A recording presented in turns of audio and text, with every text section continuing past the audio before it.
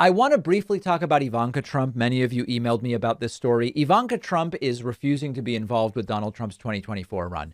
Now, she is putting a very positive spin on it. There's an article in The Cut which summarizes this called Ivanka Would Prefer Not to. The article is by Claire Lampin. It was published yesterday. And it includes a transcript of Ivanka's Instagram post where she said, I love my father very much. This time around, I'm choosing to prioritize my young children and the private life we are creating together as a family.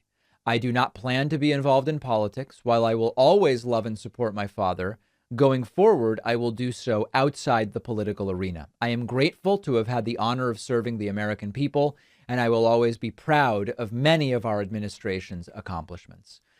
Listen, this has been a building fiasco for Jared and Ivanka. And I have to say, this isn't about, I think Ivanka's great, but it has always struck me that from the adult children, and I include Jared Kushner in this as the son-in-law, that Ivanka most accurately had the pulse, understood the pulse of what the perception of Trump and his kids was. And we had numerous reports when Trump's term was waning and it was, he had lost already. He was claiming he was going to figure out a way to stay, but it was obvious he was leaving. There were these reports about how Jared and Ivanka were struggling with the fact that their old social circles were refusing. They were not welcoming them back in. And there were a bunch of different stories that you can find about this.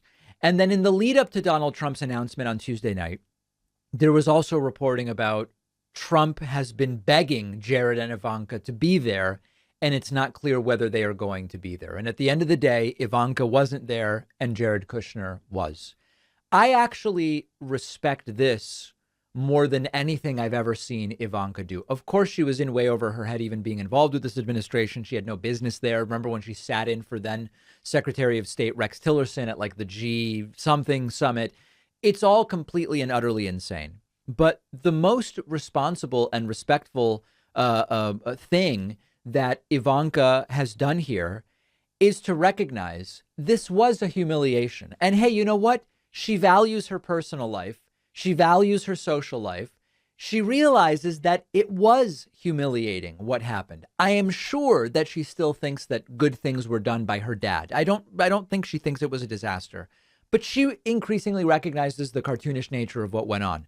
Around the January 6th riots, there are reports that Ivanka was horrified by what was going on and wasn't thrilled with Donald Trump's response. So I understand why she's not just coming out and saying this was a complete humiliation to my personal family, right? Her and her kids. There is probably all sorts of crazy stuff going on in terms of her versus Jared, because for now it seems that Jared is standing behind Trump, although it increasingly seems like he would not be a part of an upcoming Trump administration.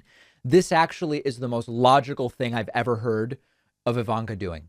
She should have no involvement. It's been a humiliation. It's been bad for her. It's obviously terrible for her kids.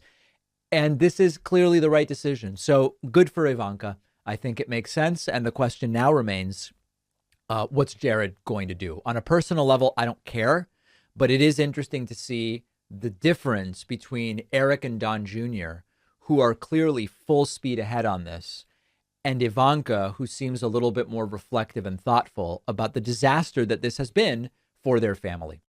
I love cooking at home. I cook all the time. Having a good set of knives that you actually like to use is really important. For years, I have been a fan of the advantages that Japanese knives offer.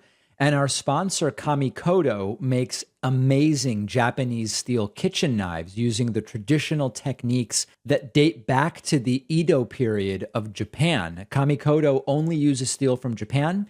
Each blade takes years to craft and goes through a rigorous 19-step inspection process with a lifetime guarantee. The knives come in a beautiful heavy-duty ash wood box, makes it a really great gift, easy to store as well. On the Kamikoto website, you can see a map of the Michelin star chefs all over the world using Kamikoto knives.